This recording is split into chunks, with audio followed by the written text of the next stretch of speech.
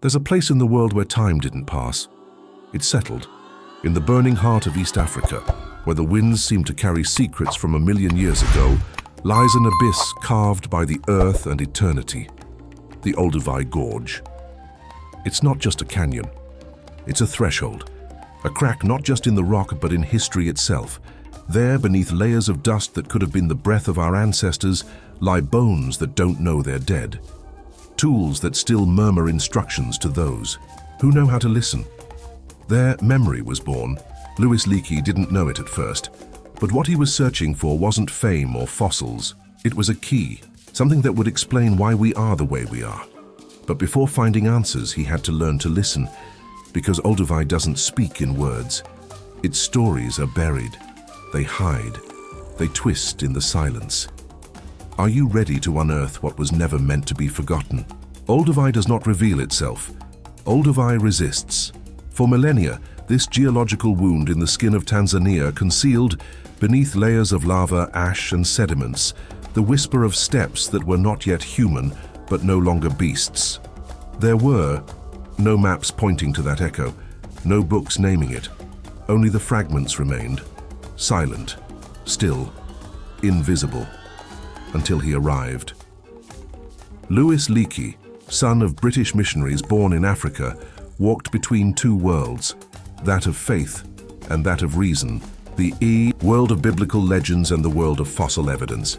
A man marked from childhood by the African landscape and by an insatiable question that burned inside him. Where do we really come from? It wasn't a scientific question. It was a crack, an open wound that led him to seek beyond what was permitted. When Europe still saw itself in the mirror of the Old Testament and believed Eden was somewhere in a Persian garden, Leakey looked toward the dust of East Africa and said, Here is where it all began. It was in 1931 that he began to explore Olduvai seriously. But the place didn't offer easy answers. For years he and his team dug without any groundbreaking finds. Dust, stones, disappointment. The gorge seemed to mock them. Yet Louis did not give up, because he had already seen the invisible and then, one day, the unthinkable. In 1959, it wasn't him, but his wife, Mary Leakey, who found the fossil that would change history, the skull of a hominid about 1.75 million years old. Its scientific name, Paranthropus boisei.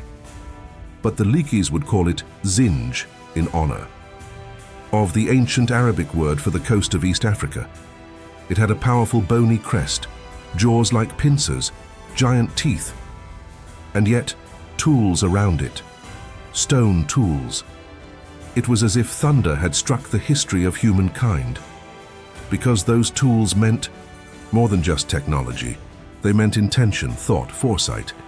It wasn't merely survival, it was transformation, shaping the world with one's own hands, molding reality, and it wasn't an isolated discovery. The gorge began to yield. As they dug deeper, the Leakeys found more fossils of Homo habilis, the handy man, possibly the first true member of the human genus. He wasn't a formidable hunter or a refined thinker, but he had hands, and with them he began to modify his environment. The revolution of making had begun. Imagine it, a being just over a meter tall with a brain the size of a grapefruit, looking at a stone and wondering, perhaps without words, if he could transform it. Hitting it against another, creating an edge, creating possibility. The first, if I do this, then I get that. It wasn't a miracle, it was a spark. A click in the evolutionary machinery. And the objects found at Olduvai were the traces of that first click. Obsidian blades, flakes sharp as intentions, fractured cores with precise millimeter measurements. They weren't mistakes. They were patterns. Thought turned into tool. Each fragment found was a loose sentence of a forgotten language. An animal bone with cut marks spoke of shared meat, strategies, clan.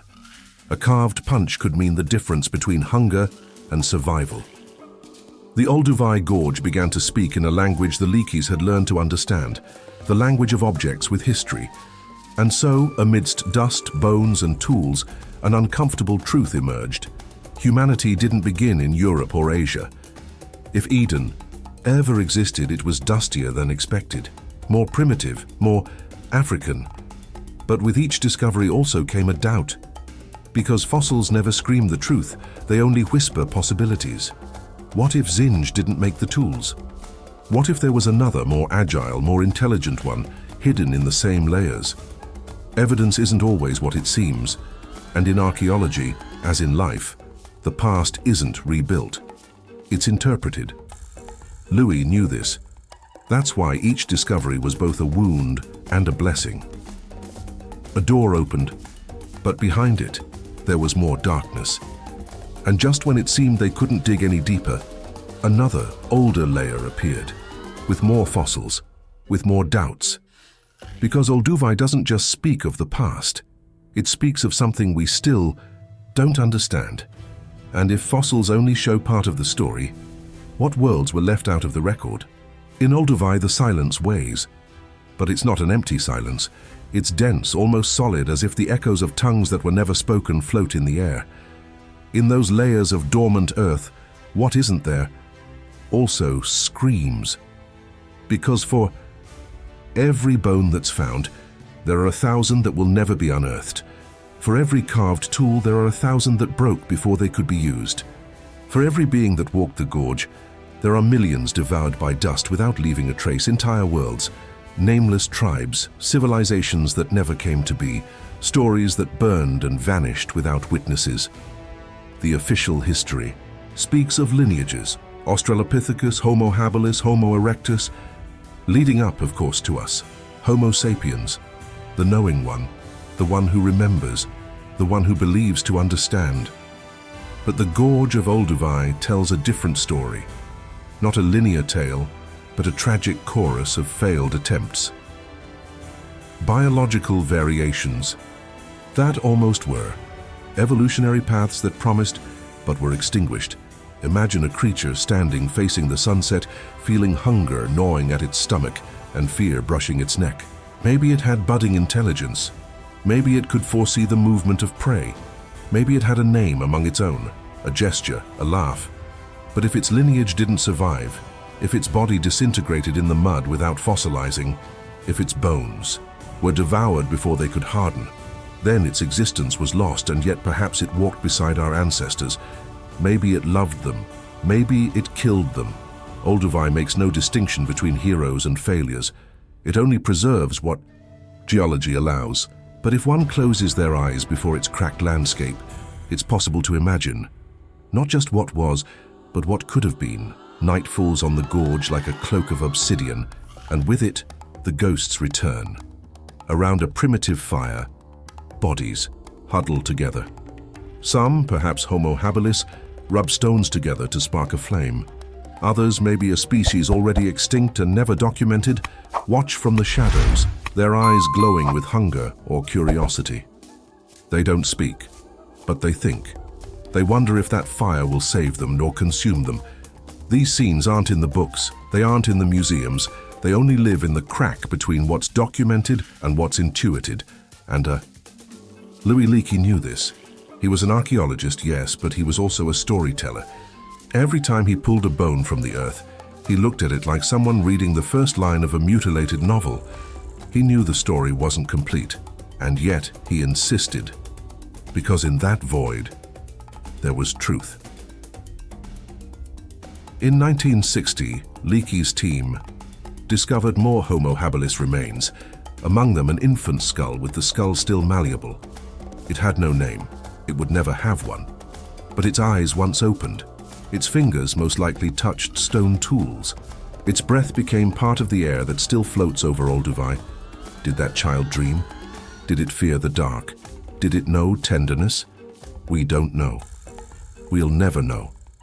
But every discovery in Olduvai doesn't just speak of evolution.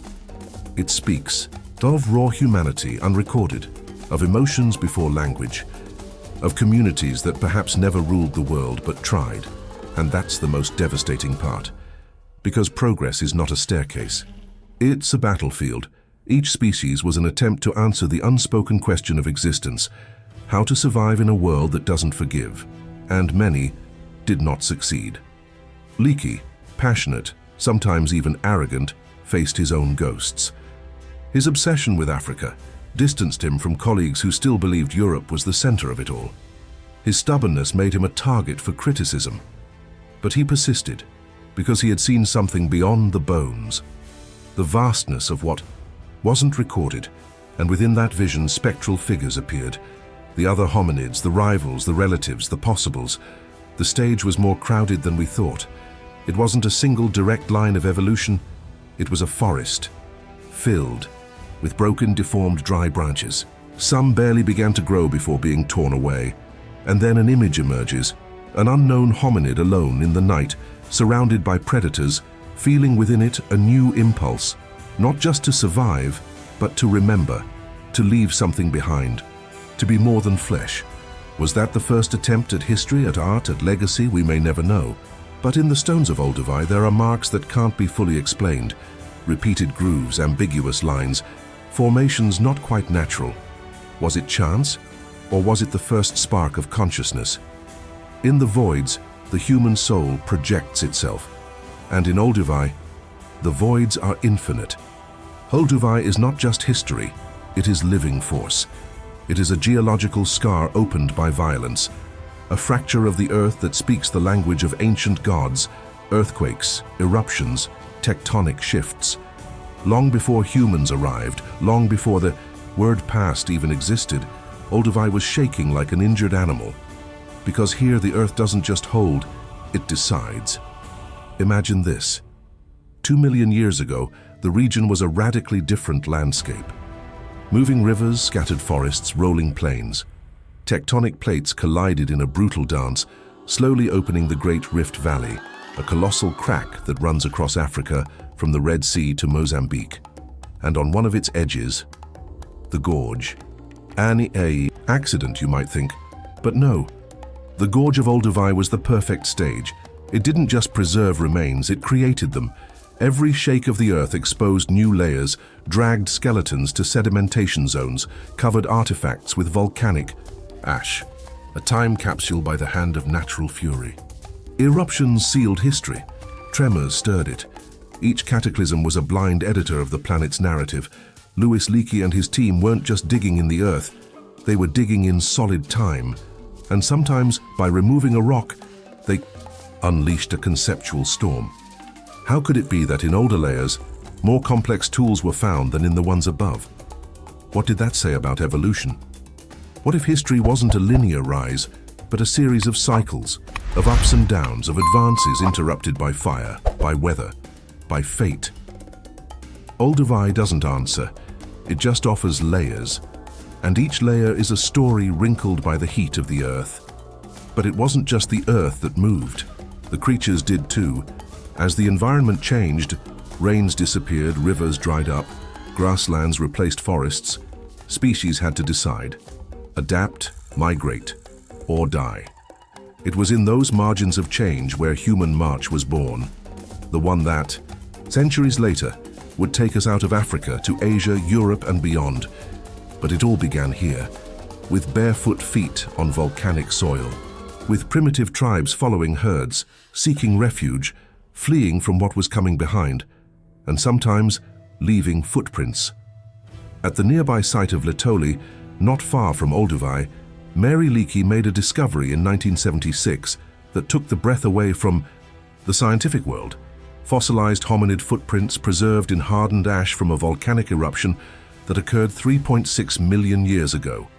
2 adults and possibly an infant, walking together, in parallel. But the most striking thing wasn't the age, it was the humanity. One of the individuals seems to have slipped slightly, adjusting their step. Another, smaller, walked with an uneven rhythm. They weren't just footsteps, they were presences. The earth spoke, and it did so with feet. Louis Leakey didn't live to see that discovery, but it was the culmination of his life's searches. Because he didn't just want to find bones, he wanted to find lives. And lives aren't told just with skulls and jaws. They're told with movement, with decisions, with paths chosen. In each migration, there was fear, hunger, intuition. But there was also hope, because crossing unexplored lands takes more than need. It takes vision. The idea that there's something beyond, something better, Perhaps that's where imagination was born. The need for a future. The earth knew it. That's why it moved. Because each shake forced change, to improve or become extinct. And in that incessant dance between the ground and the creature, the brain began to grow. The hands began to refine. Communities began to form. Death ceased to be just an end and became ritual. And with that, history was born. All because the earth moved. All because Olduvai opened like a book with no index. But the fire was still missing. And with it, another revolution. Before fire, night was a frontier, a wall of shadow that separated the body from rest and the soul from sleep. In Olduvai, when the sun set, the world changed hands. Predators became gods, and the hominids, those hesitant apprentices of humanity, trembled, huddled, their hearts pounding like a primitive drum. But one night, everything changed. The legend is not written in any bone. There is no fossil that preserves the moment. But at some point in that unwritten history, a spark leapt. Perhaps it was lightning, perhaps a natural fire. Maybe someone, a woman, a child, an elder, looked at those flames and did not flee. They approached, they burned themselves, and they tried again. Fire didn't just illuminate the darkness, it illuminated the inside. Olduvai witnessed that invisible leap, that bridge between the animal and the symbolic. The first tools may have been instinctive, migrations inevitable. But fire was a choice. It was the beginning of a sacred relationship between what was created and what was understood, between the act and the symbol. Because mastering, fire is not just a technological feat, it is a spiritual pact. Think of this. Around the flame, language was born. Tribes gathered. They looked into each other's eyes, they gestured, and then perhaps they uttered sounds they repeated. A grunt, a click, a vowel, names for the world, words for fears, symbols for the invisible. Fire was teacher, it was mirror, it was prophet. Louis Leakey, though a scientist to the bone, understood this poetic dimension of the past. In his personal diaries, he didn't just jot down measurements or coordinates. He wrote about silence, about the feeling of being in contact with something. Ancestral, he himself in his later years, confessed to feeling possessed by certain discoveries, as if digging up bones was also exhuming collective memories, buried not only in the earth, but in the unconscious. In Olduvai, the remnants of primitive hearths, soot marks on tools, the charred remains of animal bones, speak softly of that new beginning, the taming of fire as the start of what it means to be human, and with fire came art. Not yet on walls, but in gestures. Hands became more precise, thought more abstract. Cooking transformed biology, brains grew, intestines shrank. But beyond the physiological, something deeper changed, the awareness of death. Because with fire came ritual. Some of the first intentional burials haven't been found in Olduvai yet, but they are descendants of what began there. Fire allowed for gathering, for respect. Perhaps the first offerings, perhaps the first symbolic tears. Did Homo habilis weep for their dead? We don't know, but there are bones that were covered with earth, isolated from carrion. There are clues, not proofs, but sometimes that's enough. And if there were rituals, there were also myths. In front of the flames, ancestors told stories, not with words yet, but with movements, grunts, pauses. They imitated animals, dangers, births. Every gesture was a narrative, every silence a tension, and thus theater was born. Music, collective memory, all around fire. Leakey, who spent more time in African camps than in his home, would often gaze at the crackling flames as if the origin of everything hid there. And he was right. Because fire didn't just cook food, it cooked symbols. And if we talk about symbols, we must also talk about fear. Because fire, like all power, brings light and shadow. With it came the awareness of time, the anxiety about tomorrow, the notion that something could be lost, that there is something to protect, that there is something that can be extinguished. Fire also ignited pain, and in that crossroads, between creation and fragility, what was most human emerged: spirituality. Unanswered questions, the drive to transcend, the need for existence to mean something. Olduvai doesn't preserve cave paintings, but it preserves the first tools, chipped stones, marked bones, rudimentary edges, and each of those objects, when created, was a victory over entropy. To create is to resist, and to resist is to remember. That's why when Leakey held a stone tool between his fingers, he didn't see it as mere technology. He felt it as an extension of the human soul. As a letter written by an ancestor who didn't know they were writing, and we now, the readers of that past, continue searching for meaning among the ashes, because the fire still burns. It burns in our words, in our wars, in our songs, in our prayers. It burns in the eyes of those who look towards the origin, not seeking bones but reflections. And in Olduvai, the reflection is always the same, the spark that separated us from the rest, and that, at the same time, reminded us that we are part of everything. It's not just about digging earth, it's about digging time, about scraping the crust of the present to glimpse what no longer breathes but never stopped beating. Because every excavation is an act of faith, removing the surface with the hope that beneath it, something still speaks. Louis Leakey was not just a scientist, he was a profaner of silences, a conspirator against oblivion.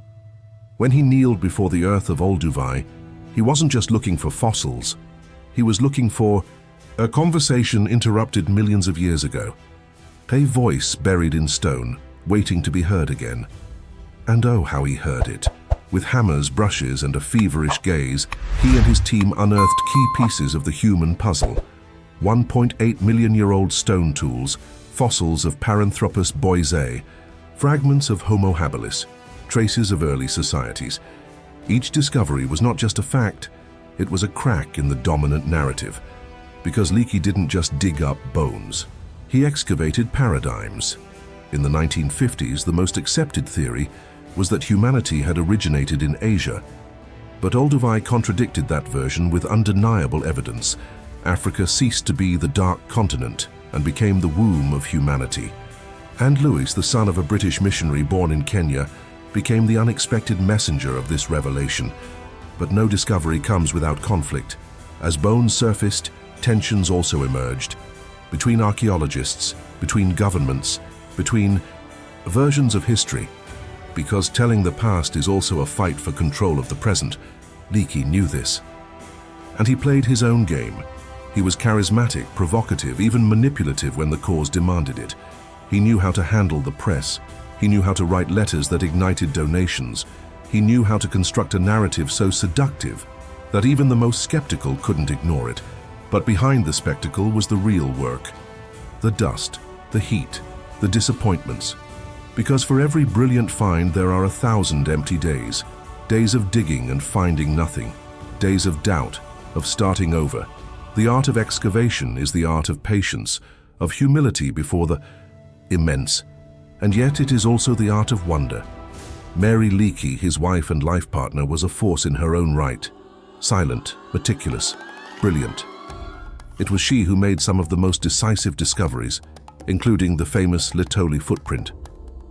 But for years, the media focus was almost exclusively on Louis. Only with time was the true weight of Mary recognized, an impeccable scientist whose archaeological legacy is immense. Together, they founded a dynasty. Their son, Richard Leakey, followed in their footsteps, deepening research in the Rift Valley. Later, their grandchildren would join the cause, 3 generations of humanity seekers, 3 generations committed to one obsession, understanding where we come from. And in that search, technology evolved. Tools went from brushes and shovels to laser scanners, drones, isotope dating, artificial intelligence. Today, archaeologists can model a skull in 3D from minimal fragments. They can detect buried structures without touching them. They can reconstruct extinct voices with mathematical formulas. And yet, nothing replaces the moment when a hand pulls an object from the earth and holds it for the first time. Because in that instant, everything changes. Time folds, the air thickens, and what was a conjecture becomes presence. It is in that moment when the past ceases to be theory and becomes contact. Louis Leakey once wrote, "Bones don't lie, but they don't tell the whole story either. We must listen between the lines, and listening between the lines requires more than science. It requires sensitivity. It requires intuition. It requires the ability to imagine from the dust. At every excavation site, not only archaeology is at play, ethics is also at play. Who do human remains belong to? Who owns history? What does it mean to exhume cultures whose descendants still walk on that same land?" Leakey was criticized for many things, for his personalist style, for his methods, for his lack of rigor in certain phases, but he was also hailed as a pioneer, as a bridge, as a visionary.